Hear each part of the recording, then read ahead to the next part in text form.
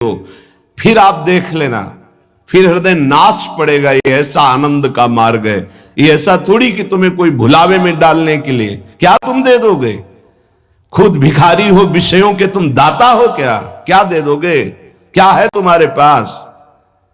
अरे सच्चिदानंद बप्पू भगवान श्री लालजू महाराज का जिन्होंने आश्रय लिया, उनको किसी विषयों की चाहत रखने वालों के आगे हाथ फैलाने की जरूरत है?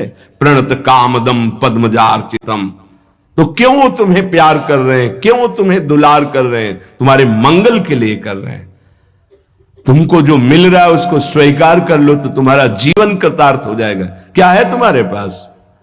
अरे जिनके पास अपार धन है वो भी चिंता और शोक से जल रहे हैं, क्योंकि मृत्यु उनका इंतजार कर रही है। मृत्यु धन से थोड़ी हटाई जा सकती है। मृत्यु का भय किसी पद से नहीं हटाया जा सकता, किसी वैभव से नहीं हटाया जाता। मृत्यु का प्रहार शरीर पर है। शरीर राग त्यागी ही मृत्यु भय से मुक्त है। राग का त्याग करना कोई खिलवाड़ नहीं है। भगवत अनुराग से शरीर के राग का त्याग होता है। यहां मलिनता बढ़ाते चले जा रहे हैं। वही भोग दृष्टि इतनी बढ़ जाती कि अपनी बेटी बहन के प्रति भी दृष्टि बढ़ जाएगी। कलिकाल विहाल के मनुजा ने मानत को अनुजा तनुजा। चाहे वो गुरु बहन हो, चाहे वो सगी बहन हो, चाहे वो बहन के समान पूज्य हो, जब दृष्टि मलिन तो वो मलिन ही देखती चली जाएगी।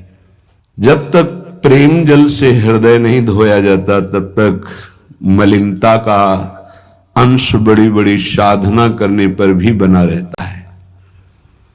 अब अनंत जन्मों से माया में आसक्त चित्त होकर के नाना प्रकार के शुभ अशुभ कर्म करने वाले